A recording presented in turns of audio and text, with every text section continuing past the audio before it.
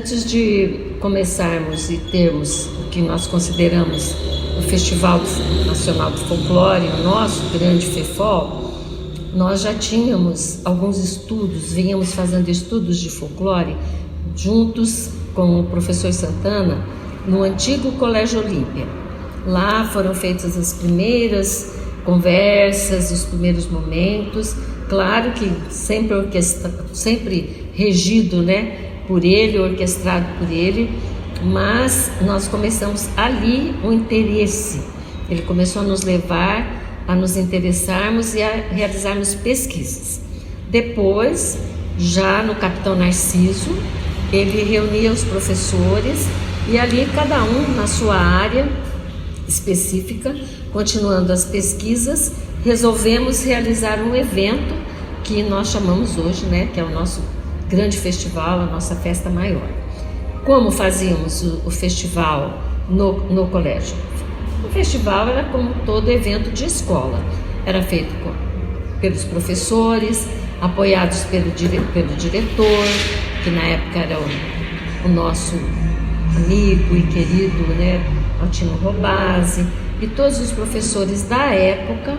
Ali nós envolvíamos todos os alunos, toda a escola, nós nos envolvíamos todos ali e fazíamos dentro da própria escola, nas salas, no pátio e principalmente embaixo da paineira, da linda paineira que nós tínhamos ali. Então os grupos vinham, inclusive a Companhia de Reis da família Miranda vinha ali para fazer suas apresentações ali no pátio. Daí foi se concretizando, os alunos traziam peças, eram realizadas as exposições, os professores trabalhavam na sala de aula tudo relacionado ao folclore, tanto as lendas quanto a linguagem folclórica. Eu, chamada pelo professor, comecei as danças na própria escola. Então era tudo feito por professores, alunos e muitas vezes pais também, que se envolviam conosco na realização do evento. Mais tarde, a gente foi envolvendo a comunidade. Da escola, o festival foi crescendo, ele já não cabia mais na escola. Nós viemos para a Praça da Matriz. E aí ele foi se tornando, então, uma festa, um evento da cidade. As pessoas vinham, as entidades chegaram com espaços, fazendo a parte de alimentação. Os grupos foram aumentando, não só os que eram nossos de Olímpia, daqui da região, mas começaram a haver grupos também mais distantes do estado de São Paulo, de Minas Gerais e mais tarde os do Nordeste e também os do Sul. Da praça nós fomos para o ginásio de esportes. Lá realizamos 2 festivais. Ficamos lá durante esse tempo. Foi difícil, toda mudança é muito difícil. Cada vez que saímos de um espaço para outro, era muito doído. Quando nós saímos da escola, me lembro como se fosse agora. Santana nos chamou na sala dos professores e disse para nós: o nosso filho cresceu. Ele abriu a mão e fez assim: ele vai andar, nós vamos para a praça. Não vai ser mais só nosso evento, nossa festa, nossa realização. Nós vamos estar na praça. Quando foi para irmos da praça para o ginásio de esportes, me lembro bem na época que eu me envolvi muito com a situação, porque as pessoas não entendiam, não aceitavam, os estudantes se revoltaram, fizeram algumas manifestações na própria escola. O Santana também não estava aceitando muito, para ele era muito difícil. Cada momento era difícil. Era um filho, o festival sempre foi um filho para ele, foi a vida dele, ele viveu isso. Ele não casou, ele não teve filhos, então ele vivia isto. Então é como pra gente quando o filho vai crescendo, que o filho vai saindo, que o filho vai se tornando adulto, ele vai buscando outros locais, outras situações, e assim foi acontecendo com o festival. Me lembro mesmo que aí foi um momento assim mais difícil do que sair da escola e ir para a praça. Foi sair da praça e ir para o ginásio de esportes. Eu aceitei mais rapidamente, e outros professores também que estavam ali, que nos ajudavam, eu aceitei mais rapidamente porque eu tinha um contato muito assim de longa data com o Wilson e a Zuleika, mas o Wilson foi meu amigo de infância. O Wilson a gente brincou descalço na rua de terra lá, na rua São João, quando ela ainda era de terra, lá bem no início da rua São João. E a gente era muito amigo, era uma amizade de infância, e era ele o prefeito na época. E eu sabia que ele era uma pessoa do bem, de palavra. Então o que ele dizia pra gente? Que nós iríamos para lá porque ele ia dar uma casa para os festivais. Ele estava prometendo pra gente uma casa para os festivais. Então eu, como se fosse uma irmã, chamei o Santana. Falei, Santana, nós precisamos acatar, nós precisamos atender a isso que o Wilson está querendo, porque ele está prometendo um espaço e a praça não cabe mais. Os terrenos que eram vagos, onde instalava parque, instalavam algumas barracas de comércio, já não tinha mais, estavam construindo, estava acabando o espaço ali, não cabia, o festival tinha crescido, ele já estava ficando, da adolescência, ele já estava se tornando um jovem, quase um adulto. Aí ele, com muita dificuldade, com muita conversa, com muita comidinha que ele gostava, com muito agrado, eu consegui convencê-lo de tal maneira que ele começou a aceitar. Fui de sala em sala no capitão, conversando, falando com os alunos, acalmando os ânimos, e aí, decidido, fomos para o ginásio.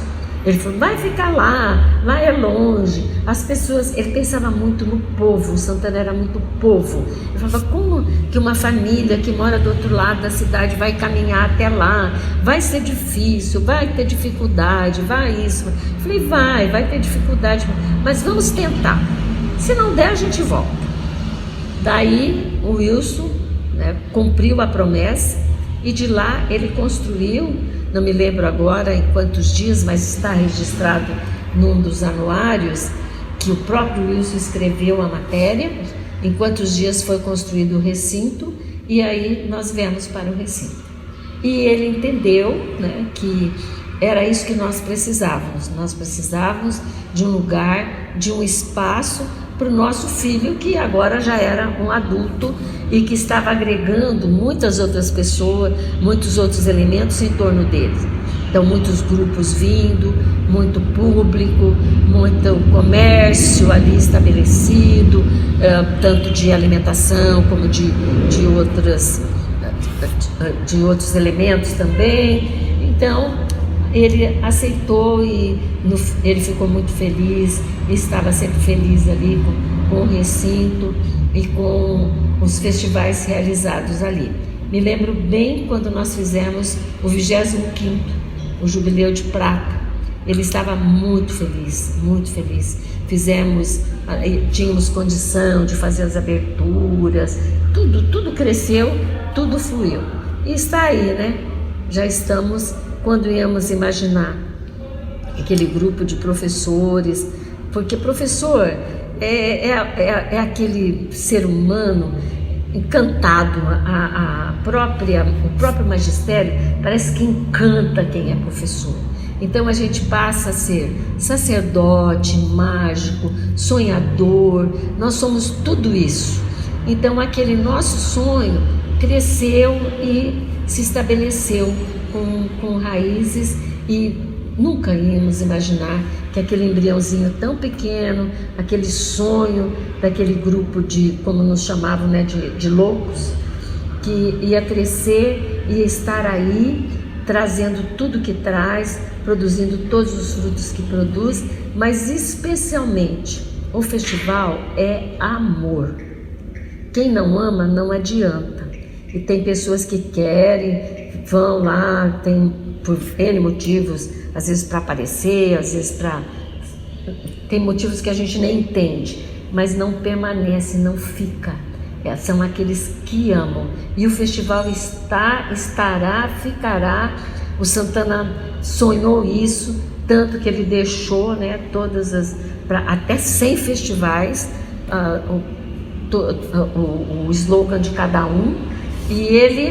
E isto por quê? Porque ele sabia, ele sonhou e ele sabia que os festivais iam ter essa continuidade. E nós já fizemos agora a 55ª edição. Não é às vezes do jeito que a gente gostaria que fosse, talvez, não sei se ele estivesse aqui, se seria isso que ele ia querer, mas está acontecendo. O importante é que os festivais aconteçam. E a magia é tão grande que sempre surgem, né, aqueles que amam. E a gente vê que tem pessoas que vêm de longe e vêm todo ano. Por quê? Porque ama o festival, ele está dentro do coração. E eu fico muito feliz também, porque além que nós vemos pessoas da nossa época, de outras gerações que vieram depois, que o festival está dentro do coração, que amam o festival, e os de agora também. Eu vejo os meus meninos do Godap, né, meus crianças e os meus adolescentes que falam assim: nossa, o festival acabou, o festival vai ser o ano inteiro, nós queremos de novo. Então, o que eu digo para eles: calma, ano que vem tem mais, vamos aguardar o próximo. Exatamente isso. Os meninos têm muito amor pelo festival, como gostam, como vão ao festival, como eles e apreciam não só ir à festa em si e buscar encontrar pessoas, mas eles vão porque amam as apresentações, vão ao mini festival, é o dia todo, o resgate das brincadeiras. Quantas crianças estão lá ano a ano resgatando as brincadeiras, ouvindo palestras.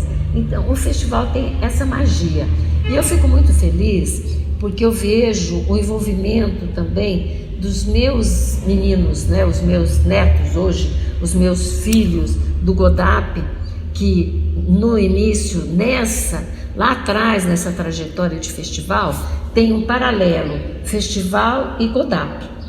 Lá ele recebeu o nome inicial, sempre dado pelo Santana, de Pau de Fitas. Então, o Santana não criou só o festival, ele criou também o grupo de danças. Por quê? Ele me chamou, cada professor era para uma coisa. Então, o que ia fazer a logo, os que cuidavam do desfile, que cuidavam da exposição, os que ficavam fazendo flor, então, todos eram envolvidos.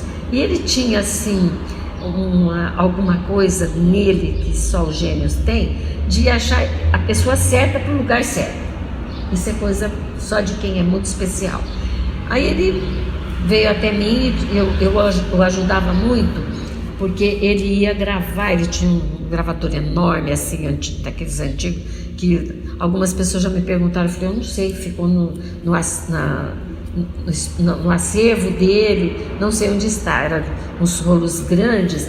Ele ia gravar e vinha aquela coisa, se hoje é difícil, imagina, eu ouvia aquela gravação ali, dali eu passava para o pentagrama para ele. Então, a moça e a mosca, plantei meu milho, muitas, mesmo o próprio Anjo Lindo, que é uma coisa linda, né?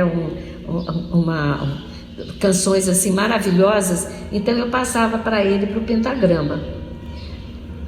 Tudo bem, eu já estudava música desde criança, era professora de música, tocando acordeão, e ele me chama e disse assim: olha, você vai ensinar dança para os alunos. Eu falei: eu toco, eu não danço.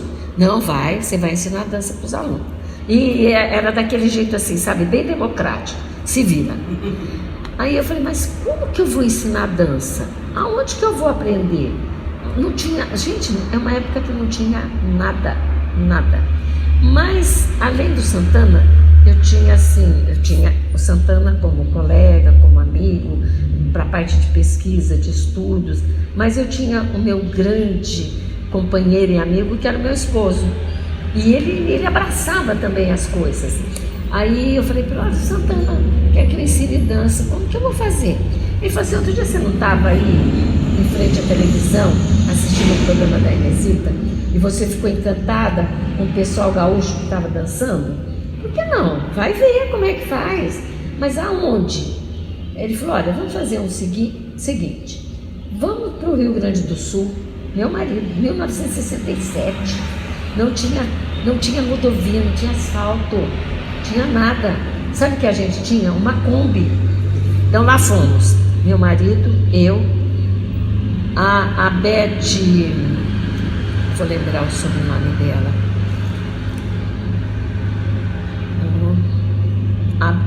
depois eu completo o nome dela, a Elizabeth, que era filha de uma vizinha, e meus 2 filhos, a Jane com 5 anos e o Jonatas com... A Jane tinha menos, e o Jonatas com 7. A Jocely ficou por conta da Edmê, porque era muito pequenininha. A Edmê é minha irmã. Ficou com a minha irmã, e lá fomos nós, numa viagem assim de doido mesmo, né? De gente... E fomos para o Rio Grande do Sul, de Kombi, parando, descendo, sem estrada. Teve momentos que nós, viajando com essas crianças, não achava lugar para parar. Aí até que a gente achou uma casa de madeira, batemos na casa que eu precisava dar comida para as crianças, alguma coisa, eles já estavam com fome. Aí paramos nessa casa, fomos acolhidos, a família foi tão bondosa, não me lembro mais em que cidade, uma cidade de Santa Catarina. A gente dormiu nessa casa, depois tocamos e fomos até Caxias do Sul. Me lembro como se fosse hoje, lá achei o CTG Rincão da Lealdade. E ali ficamos vários dias. Fui acolhida, como todo o gaúcho é muito acolhedor. Ali eu pude ver danças, pela primeira vez ver o pau de fitas de perto, mas entender como é que trançava e destrançava as fitas foi muito difícil. Aí consegui chegar, eles me deram um livro para eu voltar, quando viram a minha ânsia de aprender, né, aquela coisa de jovem. Eu tinha nessa época 22 anos, então aquela coisa maravilhosa. Aí eles me deram um livro que era do Barbosa Lessa e do Paixão Cortes.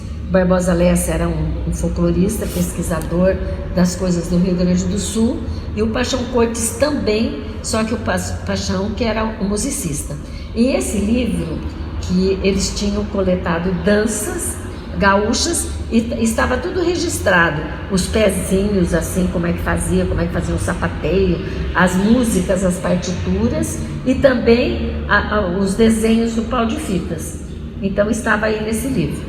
Eu voltei para a Olímpia assim, com o livro, com a força que eles me deram, e fui para a sala de aula. E como disse o Janotto, os primeiros que dançavam, o Santana entrava na sala e falava assim: vai com ela. E eles iam.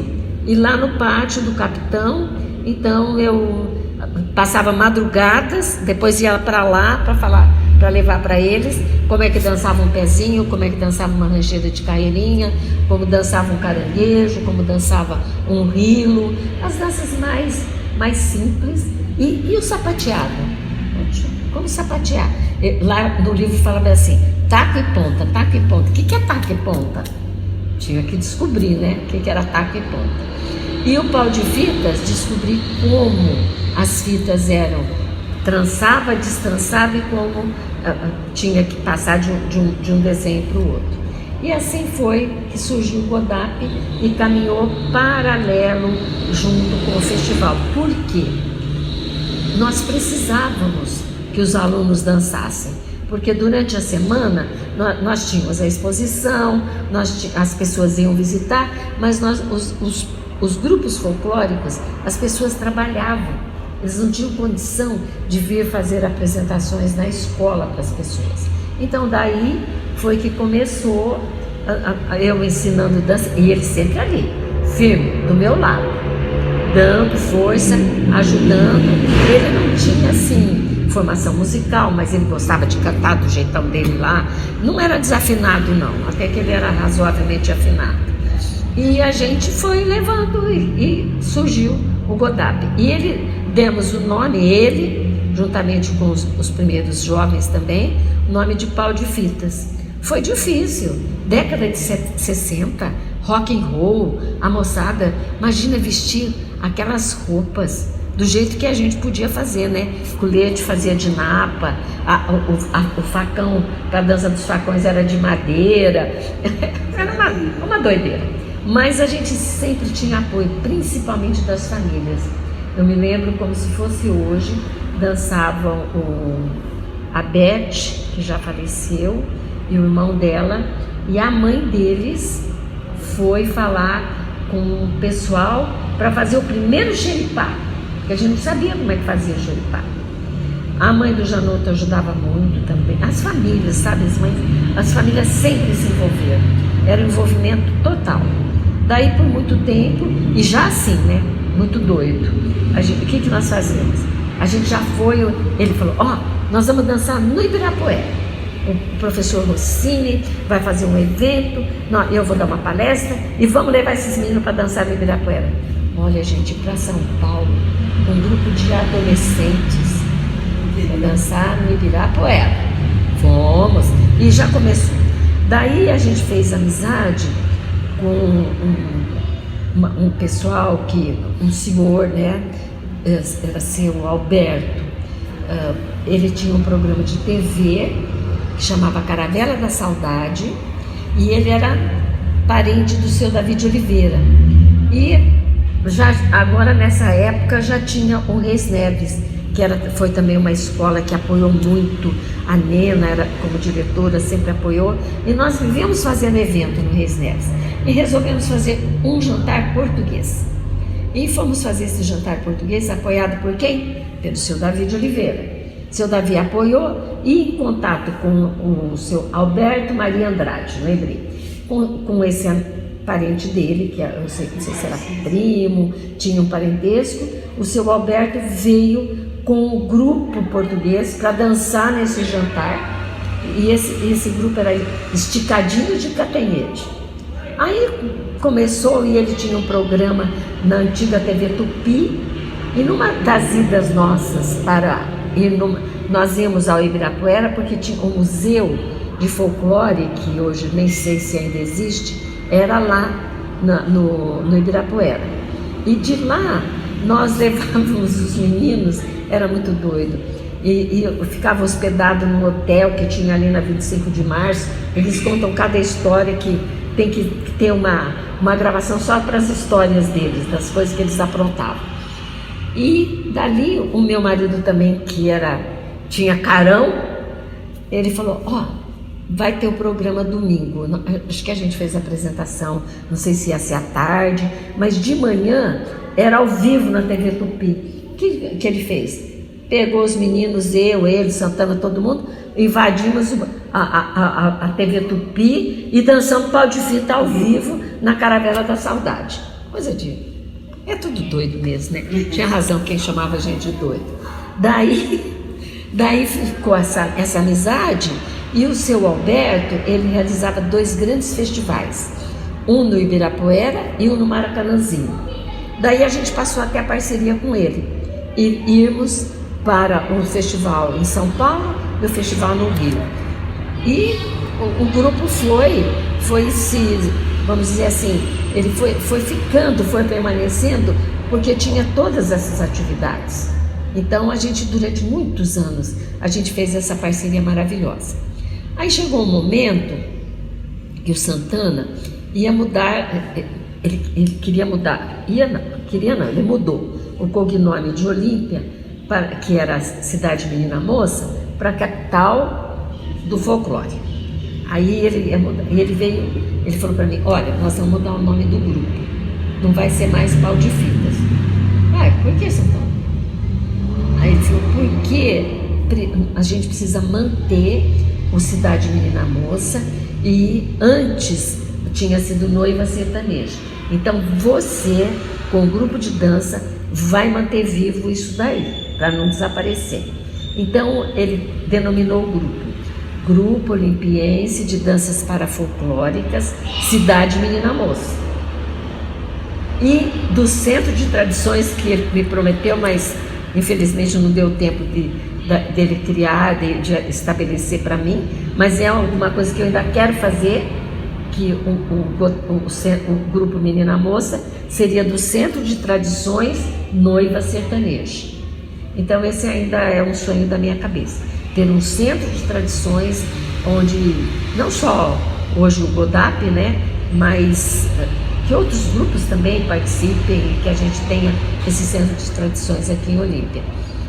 E eu assumi junto com ele, né, a mudança do nome do grupo para que permanecesse então vivas esses dois antigos nomes de Olímpia. Tanto, por que a gente depois passou a GODAP? Porque é difícil, ficou longo.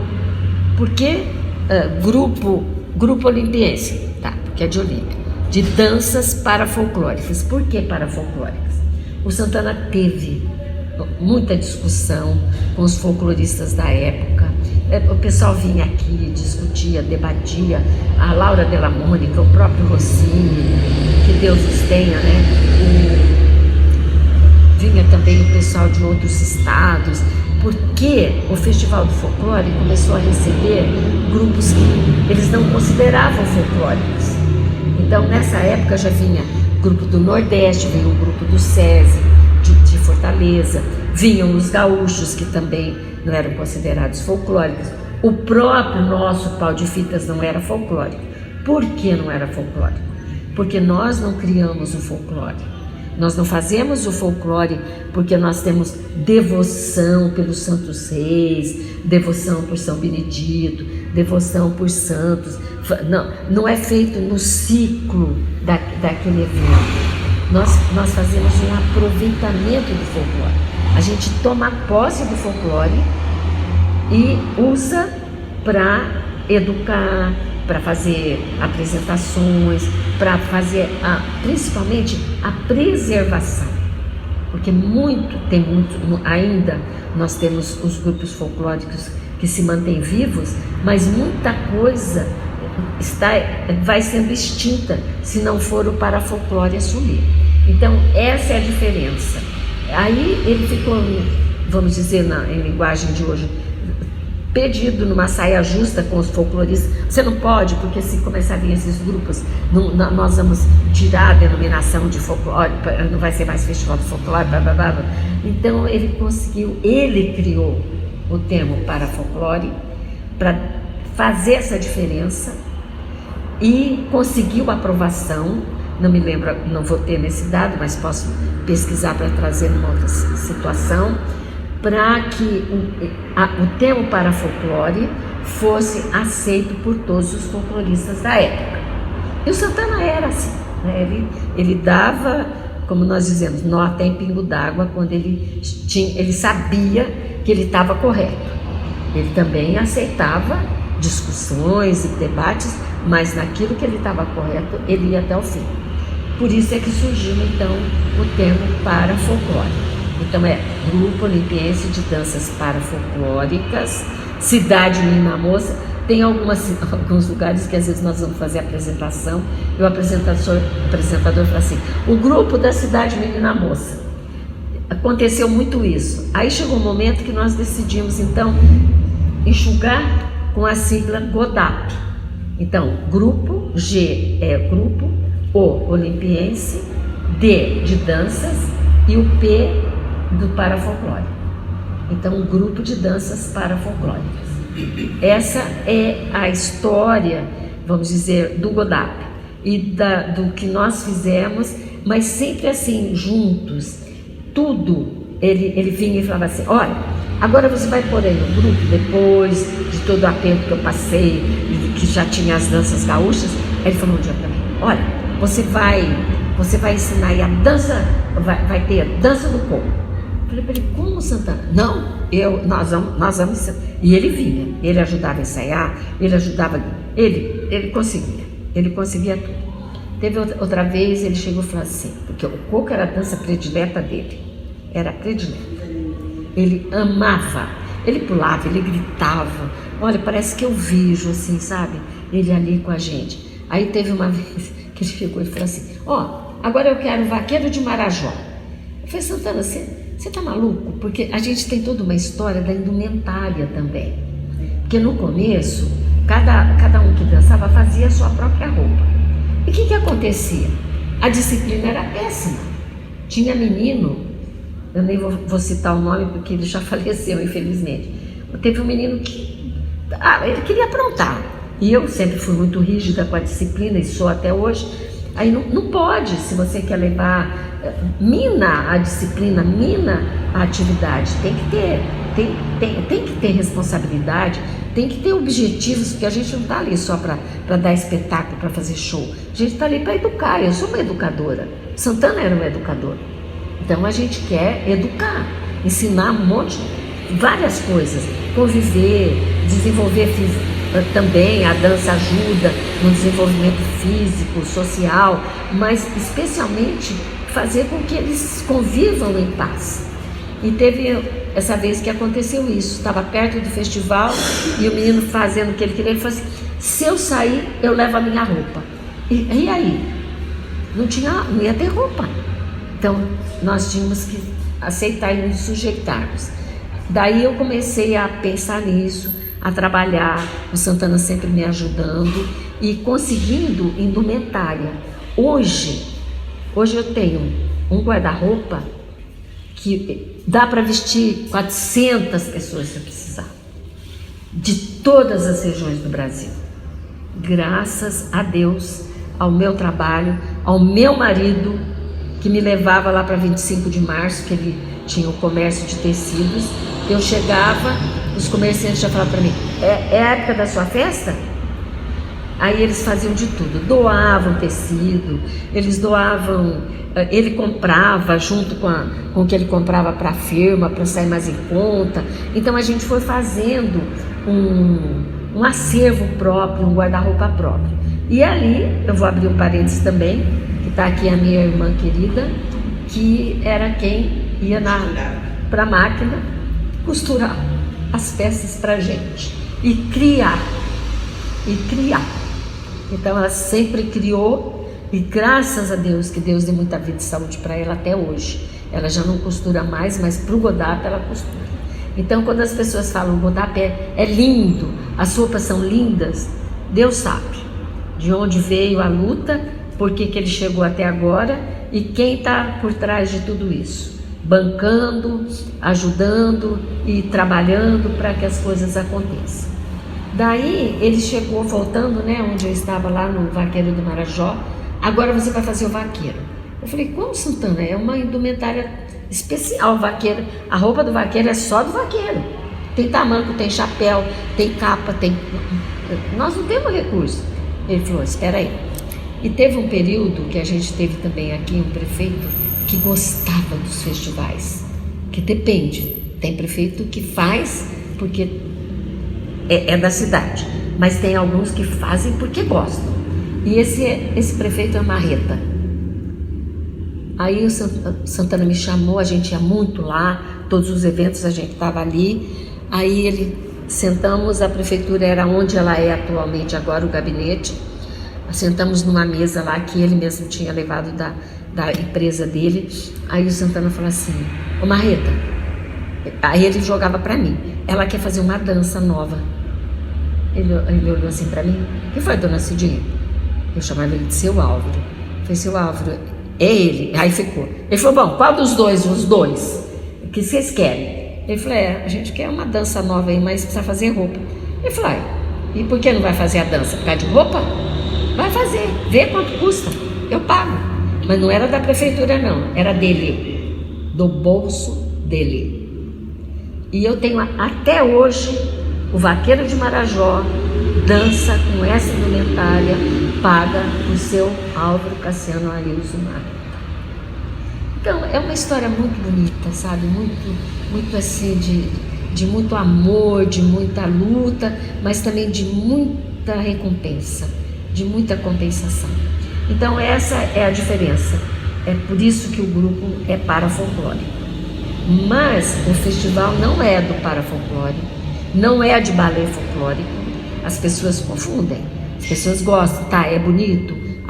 No parafolclórico a gente tem uma certa liberdade de construir, de ter uma roupa mais elaborada, mas eles sabem, até hoje, usar piercing, brinquinho na orelha, quando vai dançar, presta atenção.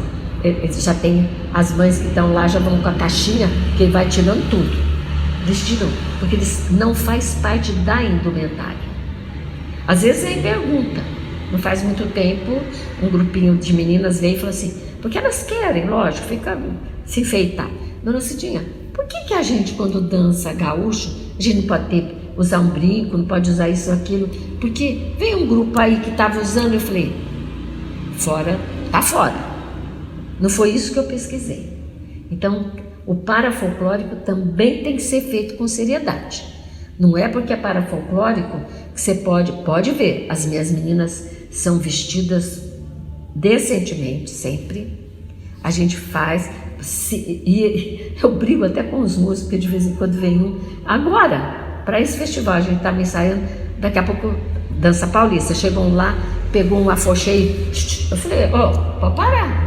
Que afoxei em São Paulo? São Paulo não tem afoxei. Então, eu faço com seriedade.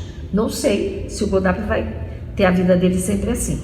Mas enquanto eu estiver ali, é com seriedade. A indumentária é séria, o instrumental é sério, a música é séria e tudo é feito dentro daquilo que tem que ser, do jeito que tem que ser. Então, esses são os nossos objetivos. E essa história, né, junto, paralela de festival com Pau de Fitas, depois com o Grupo Olimpiense de Danças Parafolclóricas Cidade Menina Moça, do Centro de Tradições, que ainda não tem, mas quem sabe um dia nós vamos ter. Essa é uma história assim de vida de muitos que passaram pelo Godap, que, se Deus quiser, eu ainda quero registrar, porque é muita gente. Eu já estou na 3ª geração, então eu já tenho netos de alguns que já estiveram no Godap. Eu tenho um garotinho agora, neto de um sanfoneiro. Eu tenho neto de pessoas que já dançaram, filhos de muitos que dançaram, muitos que voltam. E é muito gostoso isso, porque o mesmo amor que eles têm pelo festival, que o olimpiense de coração tem pelo festival, eles têm pelo grupo de danças. E eu fico muito feliz com isso, de ver que valeu a pena. Foi fácil? Não foi fácil.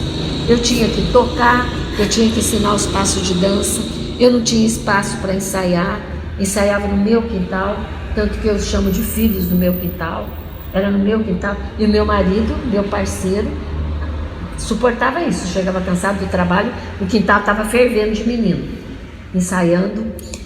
Passei por muita coisa, às vezes era acolhido numa escola, às vezes depois não dava mais, aí ia para um Godap para outro lugar, às vezes alguém me oferecia um salãozinho, depois não podia mais, até que um dia eu perdi a paciência e falei, não, agora eu vou para um espaço meu.